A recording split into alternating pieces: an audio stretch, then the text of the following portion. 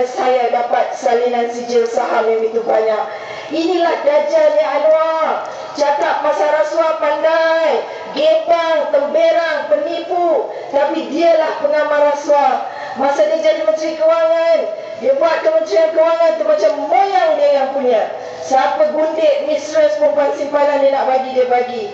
Dan salah seorang penerima adalah Syamsidah Tahrir. Masa tu abang ipar saya, Muhammad Nuril Said, merupakan seorang manager bank di Ampang. Tak percaya, cek, pergi cek sejarah Lion Banking Ampang. Setiap kali Anwar bagi pink form saham mewah kepada Syamsidah, abang ipar saya terpaksa tempah peti besi bersaiz besar untuk disimpan saham berjuta-juta saham Syamsidah.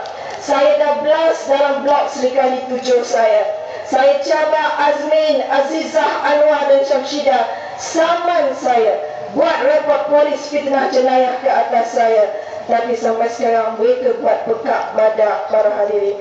Kerana ini adalah cerita benar. Saya minta khidmat abang ipar saya kata Maek, tolonglah saya bagi sebahagiannya.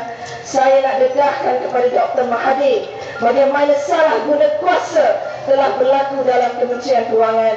Jadi alhamdulillah abang ipar saya bagi. Saya ambil semua sijil-sijil saham. Ada satu tu video Elite Bank, single pay-in slip 7 juta. Tak kegilanya Anwar Ibrahim, bagaimana dia merosakkan institusi kewangan ketika itu. Suka hati mak dia nak bagi siapa. Saya kumpulkan semua dan saya mula menulis surat yang bertajuk Perihal Salah Laku Timbalan Perdana Menteri, setebal 22 muka surat, bertarikh 5 Ogos 1997, setahun sebelum Anwar dipecat. Tetapi malangnya para hadirin, surat itu telah membawa bala besar dalam hidup saya. Satu sejarah hitam yang tak akan saya mungkin lupa walau sesaat dari minda kotak minda saya. Kerana terlalu pahit untuk saya tanggung dalam menegakkan kebenaran, dalam menyelamatkan bumi Malaysia. 2 minggu selepas surat saya ditulis, Anwar hantar 50 polis lebih, 50 polis untuk mencekup saya. Inilah zalimnya Anwar Ibrahim. Apa? Dia ingat saya Pakcik, dia ingat saya Kalimutu, dia ingat saya Fatma Laden yang kerat, yang bunuh, bakar Sosrawati apa? Saya tak pernah bunuh orang, saya tak rompak bank.